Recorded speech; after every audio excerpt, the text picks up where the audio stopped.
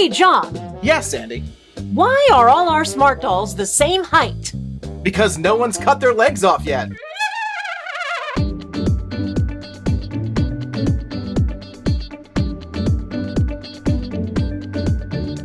So we've been collecting Smart Doll Kabukis for a while now, and recently got the prototype for the anime version. This is one of a kind. She's amazing, but we really wanted her to be sort of a sister character for the regular Kabuki here. We love her as is, but for our purposes, she's not quite right. I really want to make her shorter. Now, she's a little bit shorter here, but you can see Raycon here, or Kabuki, is wearing heels, and anime Kabuki is not. And there's just a tiny, tiny difference between the two. So I really want to do something to accentuate a really clear height difference between these two and make them feel like two sisters. So part one of creating this character was all on John. He actually modified a smart doll body to create a shorter body and a little sister for Raycon. And we couldn't just make it a Dolphy Dream body, because that would have involved actually having to alter her head. And considering she's one of a kind, we didn't really want to do anything of the sort. And she's cinnamon, and so the color match is a little bit more difficult with using a Volk's body. So let's look at the process for creating the short Smart Doll body, and when we get back, we'll show you the final version of Anime Kabuki. And we'll even give you her name. The first step was to shorten the spine.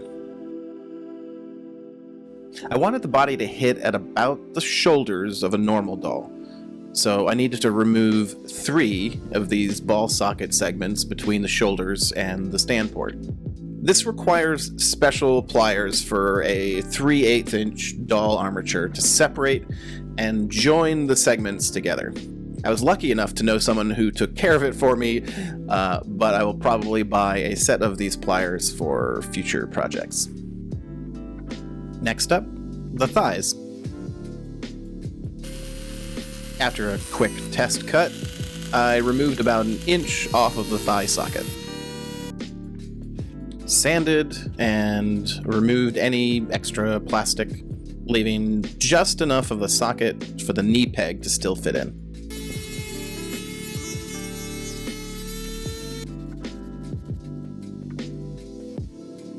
And lastly, we're going to take 1 inch off of the shin socket. And now to make the peg fit into this socket, we're going to have to cut off about 1/2 inch of each of these. With all our pieces together, we can assemble the legs.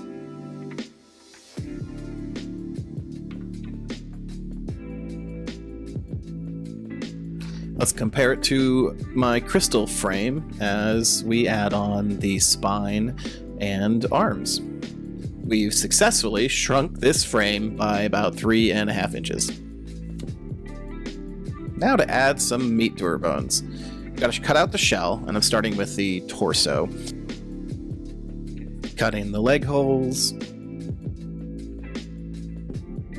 And the porthole on the back. Now let's figure out exactly how much I need to cut off the top of this torso to make the spine fit properly in here. And since I removed about 1 inch from the spine, I'm gonna cut off about 1 inch of the torso.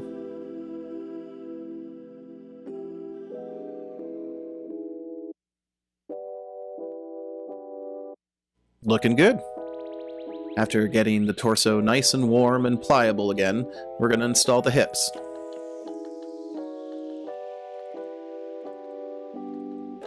Installing the spine was probably the hardest part of the process.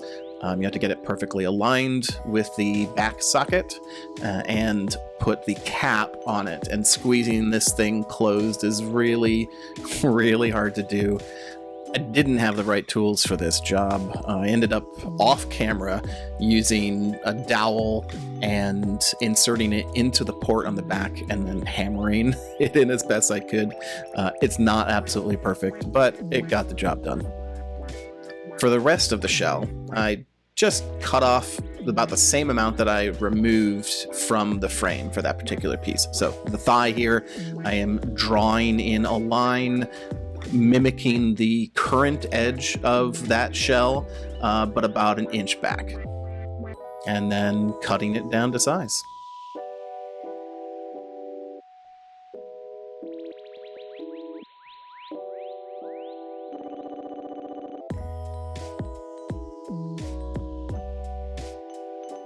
To install the thigh shell onto the thigh, we really needed to get it nice and warm and pliable so that it would slip on. It still required a fair amount of force.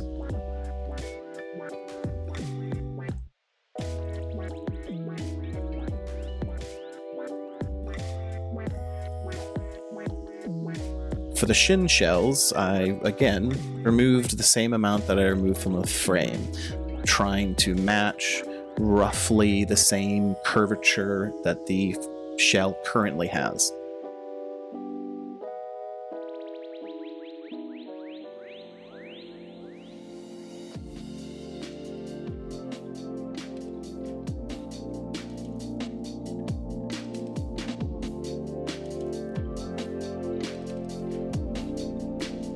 The feet are really thick vinyl, so again, they had to be very warm and pliable before I started cutting them. And even then, it was a little on the rough side.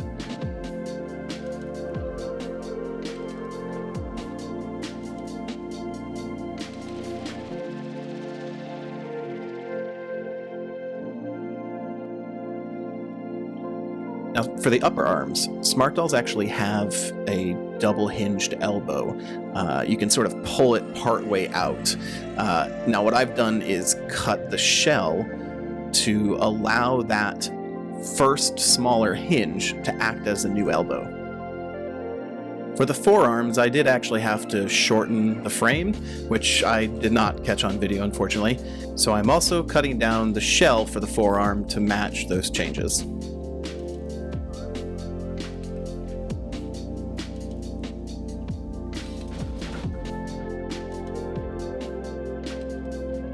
Let's get the extra small bust on here to make sure she looks as young as possible, and get the arms fully installed.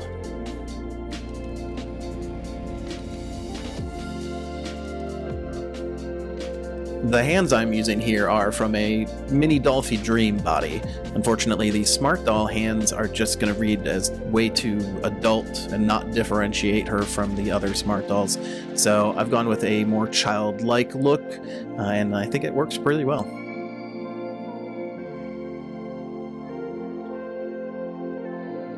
And here she is. She is so stinking cute.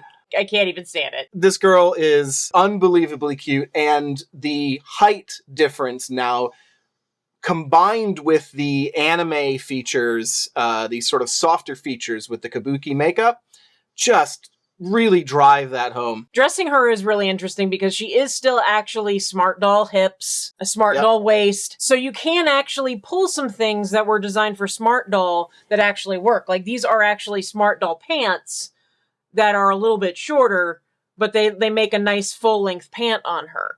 Yeah, we've put the capris on her, and those work very nicely. The capris still aren't even full-size pants, quite honestly. And she can probably also wear some of my outfits for my Mochiashi Mei. Yep. Because Mei is around this size. It actually works pretty well. Oh man, she's so cute. I'm really happy with the height that she ended up with. She is topping out just at a Smart Doll shoulder when that Smart Doll is wearing heels, which quite honestly, most of our Smart Dolls wear heels. Now the hair and the eyes are still probably going to change. We've got some work to do on finding just the right wig and everything for her character in our stories, but we know pretty much exactly who she is and are working towards that goal. So I did not make this outfit. This is some assembled pieces, but we do have an idea of what direction she's going to go in for her character. If you watched our unboxing video of her, we talked about her being like a childlike empress, and we wanted to make sure that whatever we did, she was really easily could fill out robes, flowing long robes, which would allow us to hide some of the sins of the construction of that body. So, John, what were your challenges with her proportions? The biggest challenge getting her cut down to size was being able to cut out the amount that I needed to cut from certain areas. The frame is what it is. Sometimes, like the thigh frame, you could cut out almost, like as much as you wanted to. The entire thing was a long open tube, and that peg would just stick in as far as it goes. The shin was a bit different. It like stops at a certain point, so I had to cut that a little bit shorter. The arms, the upper arms, don't have any option to cut them any shorter, or else you'd pretty much break the thing. And so I had to rely on cutting as much as I could off the forearms, and that was probably one of the riskier places that I cut. I cut them down to about this much, and I wish they were a little bit shorter, but they'd still look pretty good. And I think with the hands, they sell it. They're actually a little bit lighter colored.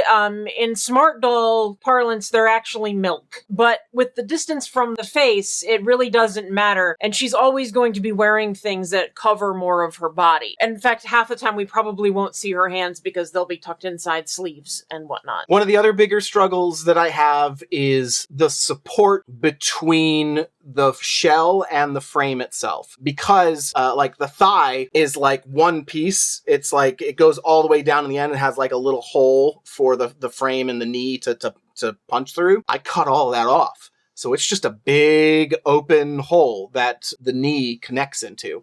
So if you try to move the knee, you'll move the shell a little bit first before you start moving the frame, the skeleton. So I may look into reinforcing that with some foam or something like that to try and keep the frame nicely centered in the shell pieces. But she stands, she poses. And more importantly, she sits on a throne. This was, sort of one of our requirements. I really wanted to have this idea of this little kid sitting on a throne. So this is made specifically for normal Smart Dolls to sit perfectly at.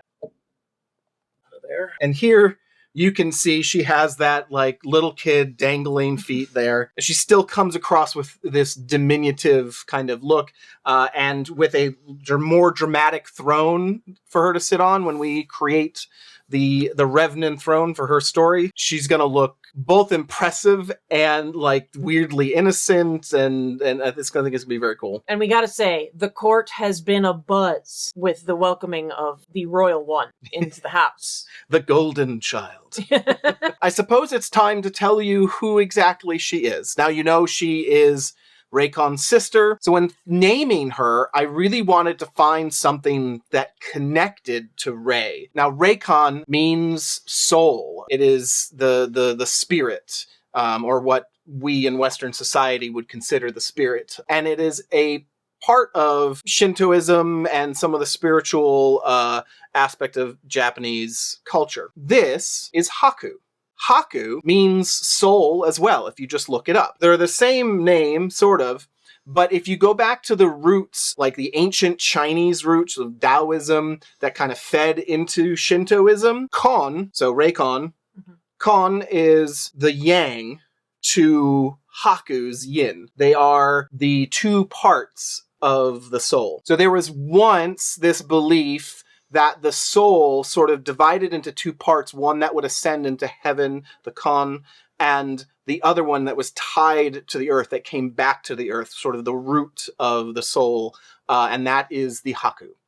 I really liked the poetry of connecting the names of Raycon and Haku. I like the idea that there is this very intentional connection between these two. The one who took flight and the one who must stay. Right, so she stayed behind. That's like, yeah.